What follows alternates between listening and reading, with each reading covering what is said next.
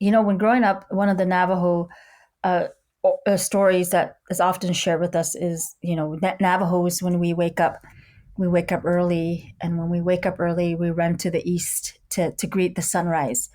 And we talk about how we greet Creator. We say our prayers to keep us in harmony and balance in this life.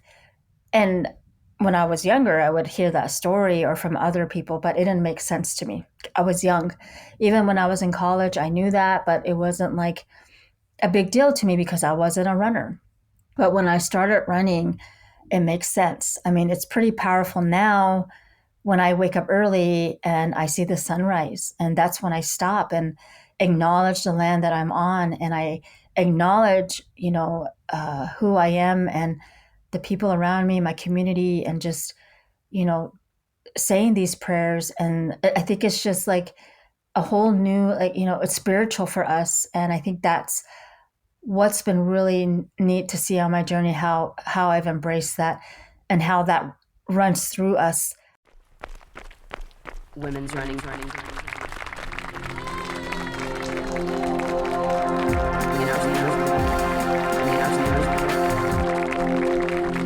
Women's running stories.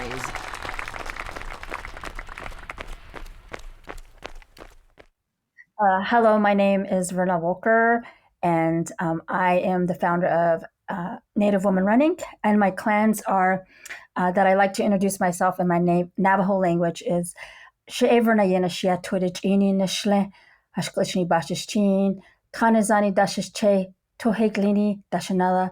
My clans are the Bitterwater and the Mud people, also the Tangle people and the water flows together people. I am a mother of 4 kids, been married for 23 years. And yeah, I am happy to be here to tell more of my story.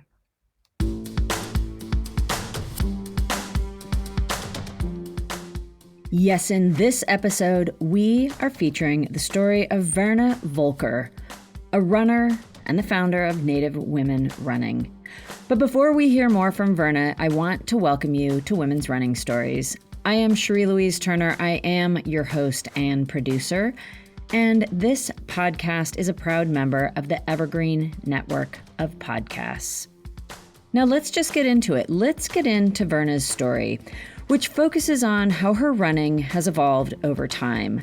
From her being, not even a non-runner, her first experiences with running, she actually hated it. But of course that changed to the point of where she is today, defining her running journey confidently on her own terms. And by extension, she is showing others how expansive this sport can be and the deep impact it can have on our lives. But like I said, it was not always that way, and far from it. Here to tell the story is Verna Volker. Yeah, I think when I would think about running, it was often something that you saw that was portrayed on the media, like on TV or social media, people running, people who are very in good shape and who are non-natives, whereas that was kind of what I always was something that I saw. And even though running has always been part of our Navajo culture, it just depended on where you lived, I feel like, as a Navajo. And I just didn't really grow up with being a runner or runners around me. I had my brother and a sister who ran, but it wasn't like ingrained in like our family. And so when I took on running, it was a little bit intimidating to me because I compared it to what I saw on media of fast people, white runners who were very thin. And I was one of those who, when I started running, was probably at my heaviest.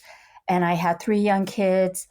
And that's when I was embarking on something that was really unknown to me, that was a little bit scary, but at the same time, intriguing.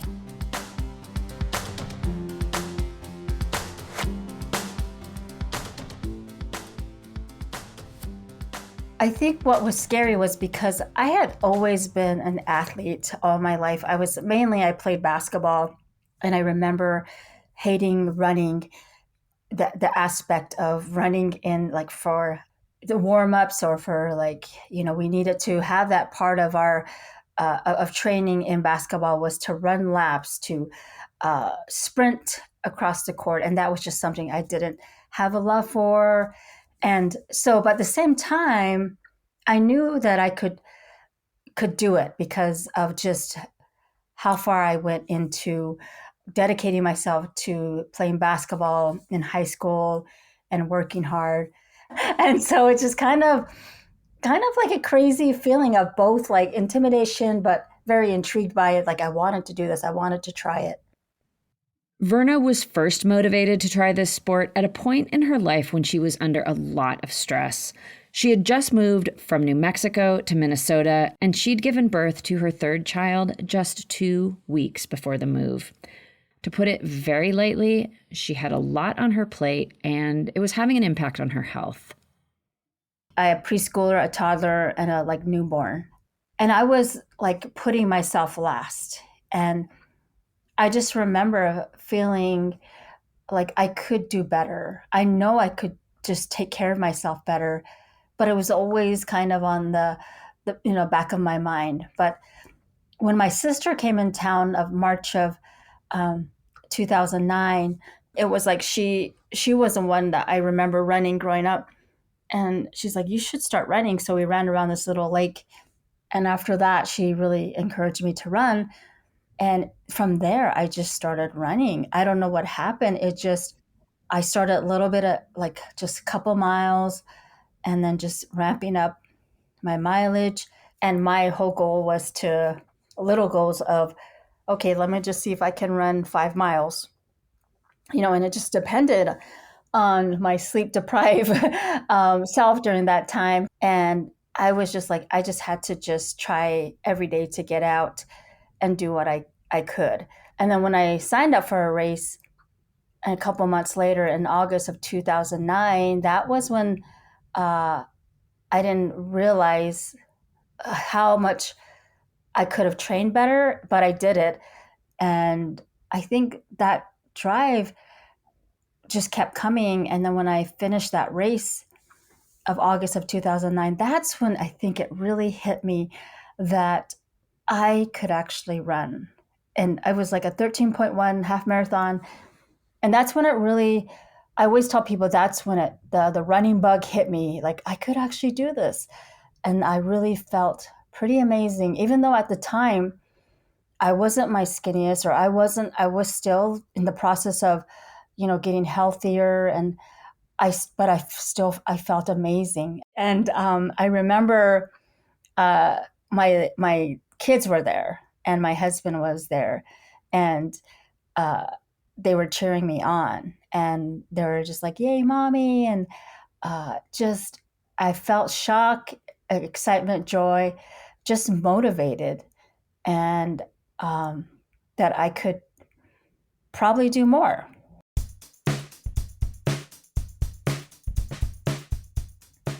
I would say like after that race, I eventually lost, I think, like 50 pounds, and I decided to run my first marathon, which was in 2011. And like during that time, that was when I was like really like motivated. You just kind of like you're on this high running. Like you're on this high of running. Like, wow, I could do this, and I feel unstoppable. And I remember just like running a lot and really paying attention to my time, my pace. And that's one of the races. It was my first marathon.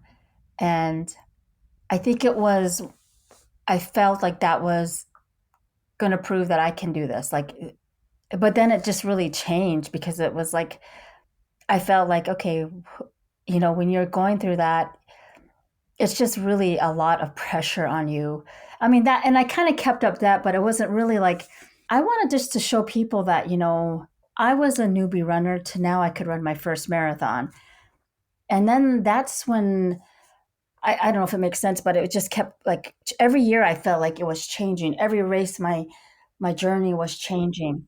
And I feel like that's how I evolved to what I am today, where I just am not into like that. Like I feel like I'm just a more content runner. And during that time I just felt like in my early part of my journey, it was all about time and going faster. And then I think it just eventually wore me out. So yeah. After several years of road running and marathoning, of working on getting faster and chasing times, Verna was ready for a change. And so since I had run like several marathons, people around me or runners that I got to know, mainly on social media, were running like ultras, like trail races. And oftentimes, it's like 26.2, and like an ultra, like a 50K is what, 31-ish miles. And they're like, you just got to run like 5, 6 more miles and you'll be an ultra runner. And so 2018 is when I started thinking about that and started running more trails. And that's when I ran my first 50K.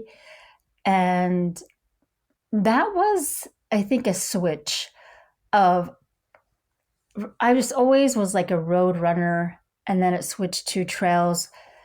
And I love that you could run slower. And I just love being outdoors. It's interesting because today when I run road races, it's really different because like how dare you stop? It's like no one should walk in road races. It's like not that anyone's telling me that. It's just part of the culture. Like you just keep running, you know. Whereas like trail and ultras, it's like you can walk. Like you can walk. You can actually even eat while you're walking. So it's just it's so different. And I love that you could just embrace like that. And I embraced it and I really enjoy it. It's like, even though it's part of running, trail running and ultra running is very different. It's smaller, the community is smaller. And I think that was my new phase. And I kind of stuck with that. And I think that's when my mental shift, my strength came in, because I realized that maybe I always had mental like strength, but I didn't realize it until I started running ultra races, that I was like, oh my goodness, like my body's so tired, but I'm still running. And I think that's what I've really enjoyed, is just changing from switching to like road races to trail races. Ultra trail running was a whole new realm of running for Verna to explore. I think I liked the challenge of it. So when I did my first 50K, it was really muddy. It was a muddy race because it was in April of 2018. And, Minnesota winters can get really long, but then we have everything it starts to, all the snow melts. And so it turns into mud. And I remember basically running in a lot of mud. And so after that, I thought this has to be. I don't think that was a really good first experience of a 50K. But then I started running. I tried some more later on in the spring and then the summer, and I felt like that was like confident. And so I think I did like 3 50Ks, and I was like, okay, let's try to push further, And I think that's when I learned like, oh wow, I can. Every race I felt like ultra races just showed me that I could do more than I thought I could. And during that time, actually, I met my coach online. My coach, who's just a follower on Instagram, and he's like this big ultra runner and very, I would say, hardcore. And I was just meeting so much different people on my social media, and he would just like comment of like certain things. Or then one day I asked him for some advice about, like this 50K that I had. I really struggled uphill. What would you suggest? And from then, he just took me under his wing and started training me. And he still trains me today. And I think that's really helped with my running, is having someone who is very very knowledgeable in ultra running to kind of guide me and to just really say that I could do that. Like, you could do this. Uh, I think that was when it switched over to like, let's try a 50 miler. Do you consider that? I was like, I never considered it. And, I finished my 50 miler and then I did like 100K. And I think it's more of a push from my coach sometimes when I'm like, I don't want to hear that. But it's nice to have someone who is confident in who you are and you as a runner. And that's how coach should be, of course. But I think that really has really helped me in that journey. Once Verna had completed her first 100K in 2021, her coach proposed the next most obvious challenge, and that was to tackle a 100-miler. Verna had done her 100K at the Javelina Ultra Race. This is a very popular ultra. It takes place every year in Arizona in October, right around Halloween, and it runs on a course that is a loop. The number of loops you do depends on how far you're running, because not only is there a 100K at Javelina, there's also a 100-miler. So it seemed like a perfect choice for Verna to do her first 100-miler at that same event. I just thought, like, okay, I can do this, let's try it. And so there is a lot of training. Whew, it's a lot of training, like back-to-back runs. And that was kind of like very time consuming. But I had signed up for the Javelina 100, and the year before that I did the 100K. And so I figured, hey, this would be perfect. I think I just have to do five loops. And so I didn't finish. That was like my first DNF because I got extremely like heat exhaustion. It was so hot for me because I'm here in Minnesota and cooler temperatures to us is like 50 degrees, where for them it's like still 85, And so when I was able to run it the year before, I felt like I did pretty good, just trying to stay cool. This time around, it was a really struggle because I have extreme asthma, and I feel like every year my asthma just gets harder in temperatures. And so that year, I felt like, why is this so hard? And it's not like I didn't train. I worked very hard on training and I just kept my pace like I was supposed to, but it just seemed like I was working twice as hard. And so when I got to the second loop, I stopped at the medic and I just said, yeah, I'm really having a hard time. And they're like, it's because of the heat. And, and I struggle with that because sometimes I'm like, okay, I can do it. I can push through it, like most runners say. But at the same time, I was like, oh, I could really hurt myself. I could get worse.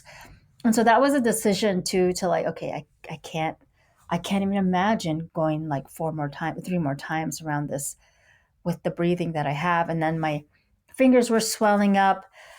I just felt like, oh my goodness. I got to like 30-ish. I think I got to 50K. And I was disappointed. I was like, but at the same time, usually when I struggle, I call my husband. So, and I call him and I always say, what if I don't finish? And he's always very good about listening. He's like, you just keep doing your best. And you know what? No matter what, we are so proud of you. And I think that's what, like, always his words, like, we're still here. We still love you. So I'm just like, thank you. And I just felt like it was the right move to do, to DNF. And then when I got to the tent where there's, when you can say that you're done, there's all these other people who are really great shape, who are like hardcore. And when I looked around, a lot of them they were done. And I was like, okay, it can be anybody who can get a DNF. It's just not like a certain type of person, like anyone who, even those who are in shape can be like DNF. So then that made me feel better. And so then I thought, okay, I'm done. I'm not going to attempt this. I did what I could. That was a nice goal. Let's move on. Then my coach is like, you're really still in good shape to consider running tried another 100 miler. And I'm like, oh no, I don't want to do this. And I thought to myself, I need to go somewhere where I can breathe, somewhere where it's flat. So all I did was Google flattest ultra races in the United States. And sure enough, there was a race out in Savannah, Georgia, and they're hosted by the Yeti Trail Runners, and it's called Dark Anchor, and it's in Savannah. And basically, you do like it's like a 3 mile ish loop, so you do it like 33 times. And so I was like, that sounds good. And so I reached out to the race director because it was full, and I was like, oh, do they have a waiting list? And so then I emailed him and I said, hey, I tried attempting my first 100 miler in Arizona. I'm just trying to like do it, and I always say I'm the founder of Native Women Running. I would like to represent my organization there. And immediately, the race director was like, you're coming down, you're invited down here. So I got down there with no crew, by myself, because it was like a 3 mile loop and there was one aid station. So it wasn't like, you really needed a crew, but at the same time, I was like, I think I needed a crew as I look back. And so what I liked about it was the 3 mile loop, I just kept moving to go round and round, and I felt like my breathing was pretty well. This is like mid-January. The weather's nice there down in Savannah. And I feel like I did pretty well. But going into the next day, there was times where I wish I had a crew because I feel like I wasn't getting the hydration, the food, because usually the people that crewed me are from Tucson. And so when they crewed me for my 100K, it was like they sat me down, they refilled my bottles. One of them would take care of all my blisters. So I had to learn how to pop my own blisters, which I was like, oh my gosh, I'm like, what am I doing? It's like 2 in the morning and I'm like trying to pop my blisters, and they would force me to eat. They would say, you need to eat. And I really needed that when I thought about it. And I had to do that all by myself. And not that the people around me were not helping, because there was people next to me who were giving me food. But I remember when I got to the 100K, I decided to take a nap. And I remember crawling into my sleeping bag for 15 minutes and I fell asleep. Woke up 15 minutes later and continued. And I kept running and I kept running, but I was getting very tired and I knew time was like slipping away. And I really had to like, that was hard because I was like, I might not finish this race. I might not get to 100 miles. And again, I called my husband and he's like, you're doing amazing. And at that time, physically my body was shutting down, and that's what 100 milers do to you. I was like, oh my goodness, what's happening to me? And I think by the end, I was kind of slouched to my right and I couldn't put myself upright. And I think it was like the lack of potassium. People around me gave me like they gave me poles to do one more last loop. And that's when I was just like beat, and time was up and I couldn't go anymore. And I was like at 94 miles. And I'm like, if I just had maybe an hour and a half, I think I could have done it. And I thought about keep going. I thought about just like leaving my stuff and do it on my own. But I think that was just like, okay, you know what? I put everything I have into this race and I'm done. And that was it. So it was bizarre. And I think what my coach, I felt bad because I thought, oh no, I'm going to like disappoint my coach. But he was very gracious and he reminded me, he said, you did amazing, especially without a crew. And you did that on your own without anyone helping you. And that says a lot. And I think that made me feel really good because often people say, how did you do that by yourself? And I have to be careful because sometimes I say, well, I just ran 94 miles. And people will like, they're not mean about it, but they're like, Verna, you ran 94 miles. That's good. And I'm like, I did. And so I got to like remember that. And I am proud of myself. So I think that was interesting. And what happened to my body was crazy. Yeah, it, it just really made me see what 100 miler can do to you, to your body. Like I ended up having like sores created. I don't know, I got sores in my mouth. My fingers were cramping. I was seeing things through the night. I was hallucinating. And then my body, like when at the end, when I was slouching to the right, like I was like, what's this happening? What's happening to me? You see how much it really wrecks your body in ways that I don't feel like people who run 100 milers tell you about it. But I felt like the best, my breathing with my asthma, and I have some like inflammation in my right knee. Like none of that was an issue at this race. And I think it was just being there, because a lot of times people with asthma will move down south or areas where they can actually breathe. That was like the best breathing I felt. My knee did not feel like it was had any inflammation. My body felt great during that time. And now, I'm just like, if I want to run any more long distance, I'm gonna have to head back to Savannah, you know, because I just felt like that was just, it was comfortable. I mean, it wasn't comfortable at the same time. It just made me, I felt good, my body physically.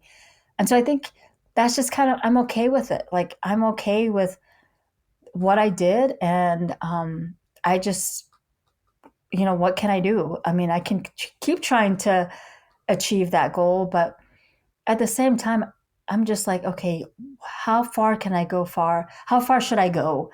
And how much time do I have? So I have to take all that stuff into consideration because it's a lot of time.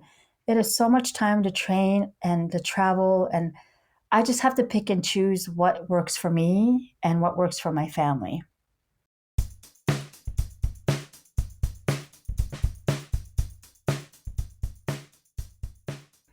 I think being a mother really helps me to like take care of myself because I want to be able to have the energy to be with my kids, have the energy to help them to stay healthy. And I think just my community, being a founder of an organization that involves running, I want to make sure that I'm also practicing what I preach and that I'm doing what a leader should be doing and that I'm sharing my journey, that I'm not a fast runner. I'm not the skinniest runner, but just allowing people and getting them to understand or inspire them by saying that if I can run this, you can too. And I think that really is also a motivation to keep going. And now I've been more, I don't, some with my coach, sometimes he wants me to do beyond, and I enjoy the inspiration and the motivation and the accountability. But sometimes I have to say, I can't do this, which has been really good because he's very understanding because he has kids. And there's times that I've been more just careful on how I plan my races because of just like who I am as a person and what I'm carrying. And so I think overall it's been just a motivation to inspire my community and inspire Native women who might have been, who are maybe older or who started as new runners, who didn't grow up running, that they could do what I do, and just being able to motivate those around me too, and just set an example to my kids. I think I have 4 kids, so 2 of them are getting into running. And I reminded my son, he's a freshman, and he started cross country, and he's really just got this running bug. And I just reminded him, I said, you know what, running runs through your culture. And he's like, yeah, I know, Mom. And I said, so go out there and do the best that you can. And he's embracing that. And so I didn't have someone telling me that because I didn't run when I was younger, but I feel like that's what I need to be doing now as a mother. And yeah, so I think it really does connect me to my culture, to my people. And I never realized how it just resonates with a lot of Native runners. And I'm happy uh, that we share in that experience and in running. Verna is defining running on her own terms, to be a leader, to represent, to set an example. And she is also discovering the deeper meaning it brings to her own journey. I really feel like my journey as a runner really correlates with my healing journey as an individual, with like childhood trauma and finally addressing that in the last 2 years of my life. And I think, losing, like, I lost my mother like 2 years ago, and I've lost my father when I was like 3, and losing like 3 siblings. It correlates in a way where, like, when I started earlier in my journey, I'd never ever thought that I could be running in honor of my parents, or, I mean, at the time, my father. Like, those things were never like in my mind, but it has switched over where now when I run races, I always put their names of each of my siblings and my parents' name, like, on my shoe, and I run in honor of them every race. And so I think it's really motivated me that every like run is dedicated to them. And it's just really like change. And I think even if it's the slowest race, the hardest race, it's just all in honor of them. And it helps, like, every step or every race. It's just really like healing. And I think as a Native person, and the way we look at running, it's like our medicine. It helps us just get through those hard moments, and being able to like cry through the runs, and being able to like talk to those, you're running out in the middle of the night, and you're thinking about them. And I think that really has been my motivation. Verna has discovered that this is a motivation that is also shared by many others. It's been really interesting, like, with working with Native, especially my own people, and how it really resonates with them too, about running in honor of our loved ones. And I think that really helps a lot of our community. I mean, not that I mean, we have a lot of good runners who are really good competitors, but some of us here are just trying to get through it, trying to get through our healing. And so we're using running in those ways. And I think that's been really neat to hear. And especially Native women sharing their stories with me makes me realize that what I'm doing is good work, and I'm happy to do it.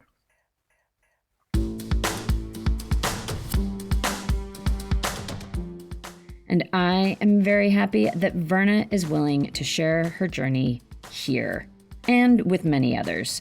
Her work not only helps those she is close to in family and community, but also serves to expand the greater running community.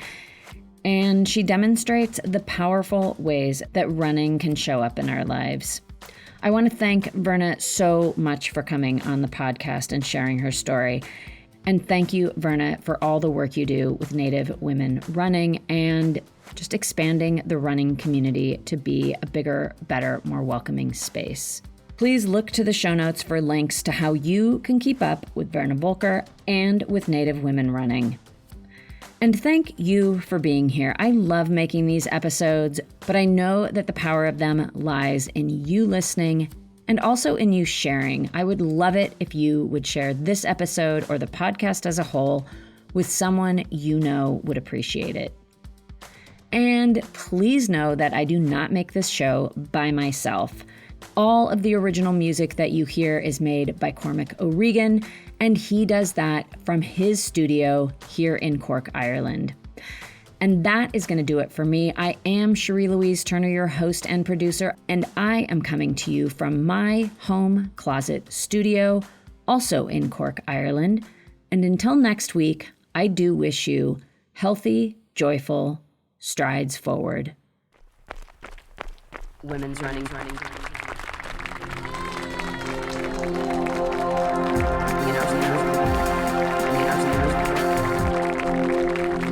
Women's running stories.